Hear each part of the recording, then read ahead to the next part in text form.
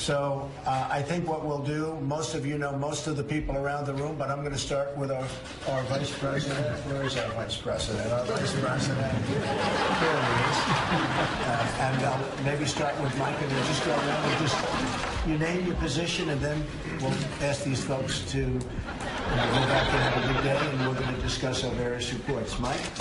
Thank you, Mr. President, and the greatest privilege of my life to serve as Vice President for the President's keeping his word to the American people, and assembling a team that's bringing real change, real prosperity, real strength back to our nation. Thank you, Mike.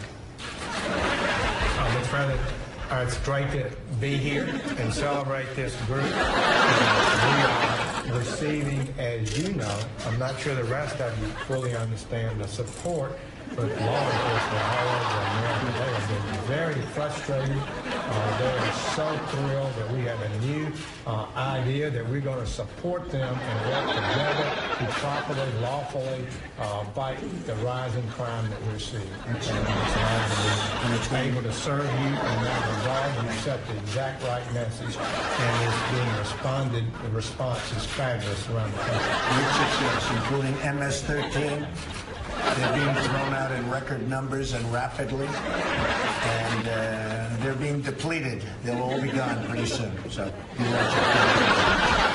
Alex? Mr. President, I'm privileged to be here, deeply honored, and I want to thank you for keeping your commitment to the American workers.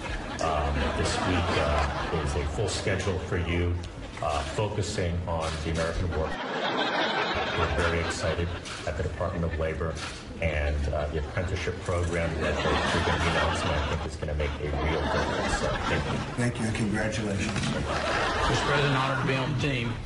This last week I had the great privilege to represent America at China at the Green Energy Ministerial. Good time. They needed to hear why America was stepping away from the Paris Accord, and they did. And America's not stepping back. But we're stepping into place and sending some messages that we're still going to be leaders in the world when it comes to the climate. We're not going to be held hostage to some executive order that was ill thought out. So my hat's off to you for taking that stand and for sending a clear message around the world that America is going to continue to lead in the area of energy. Thank you. Thank you, Mr. President. It's a new day at the United Nations. You know, we now have a very strong voice. People know what the United States is for, they know what we're against, and they see us leading across the board. And so I think the international community knows we're back. Thank you, Nick.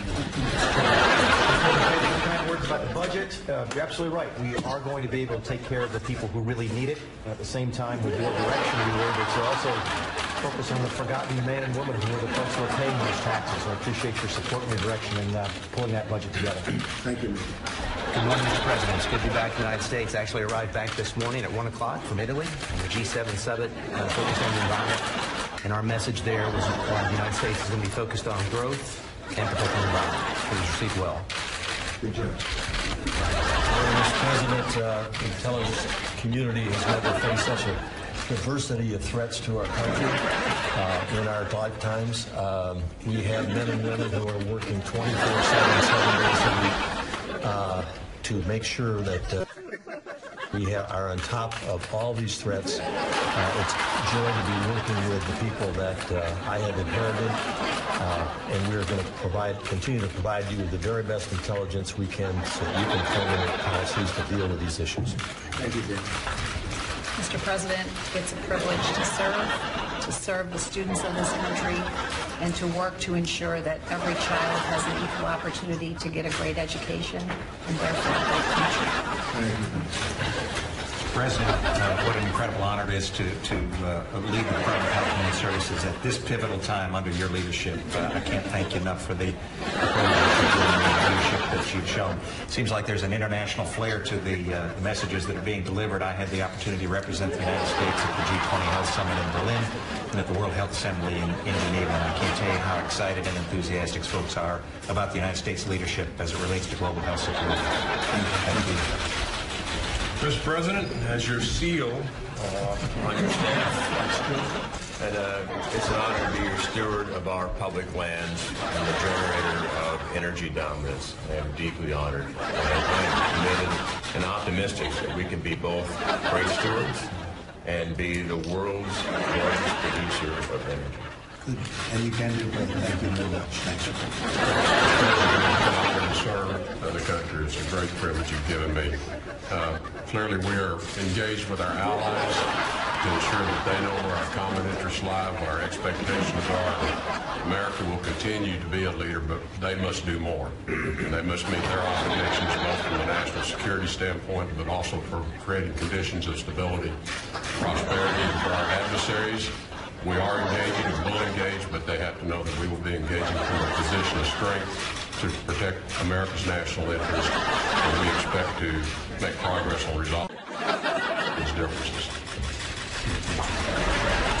Mr. President, it's an honor to represent the men and women of the Department of Defense. We are grateful for the sacrifices our people are making in order to strengthen our military so our diplomats can negotiate from a position of strength. President, thank you for the opportunity to help fix the trade deficit in all things. Other countries are gradually getting used to the fact that the free rides are somewhat overrated. I'm not happy with it, but I think we'll have a growing recognition. So I'm thrilled to have a chance to help you live up to your campaign promise. Thank you. Mr. President, last week was a great week. It was Infrastructure Week. Thank you so much for coming over to the Department of Transportation. Hundreds and hundreds of people were so thrilled to hang out, watching the whole ceremony. I want to thank you for getting this country moving again and also working again.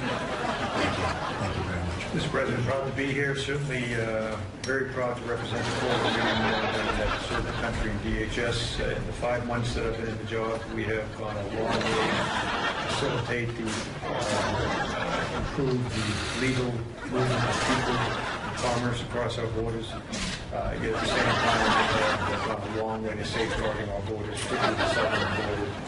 Working with all of our partners on the south, 70% drop in illegal immigration. While we still welcome legal immigration, we are no longer a friendly environment for illegal border crosses.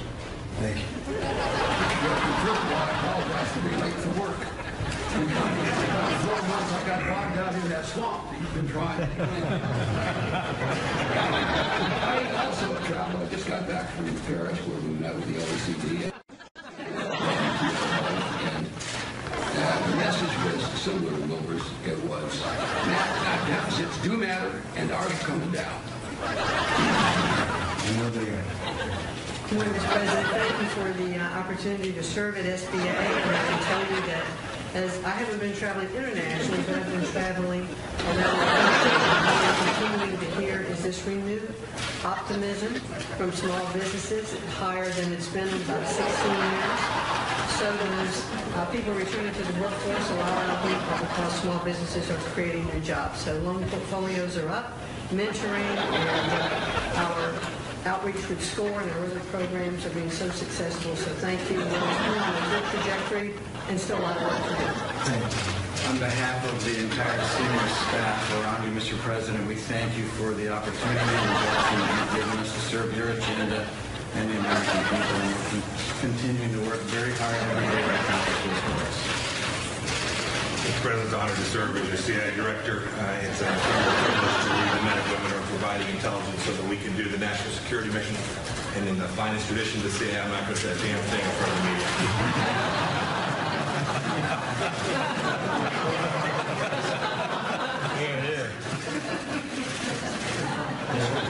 Thank you for your support and commitment to honoring our responsibility to America's veterans. I know that this is personally very important to you. I have the great honor of being able to represent the